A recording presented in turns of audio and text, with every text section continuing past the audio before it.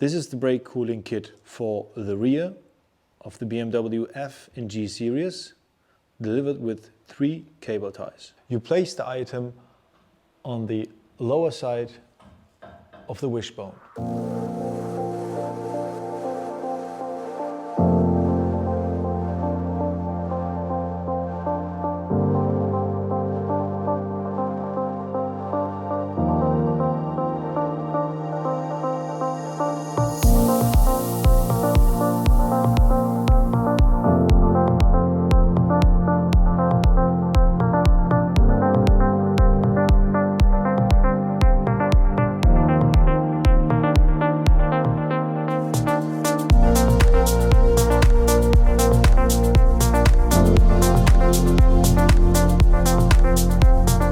The air duct is now connected on 3 points.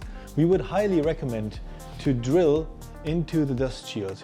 You can remove the dust shield completely, you can drill it with 10mm holes, or simply take out a piece of it to have the most efficient cooling for the rear brake.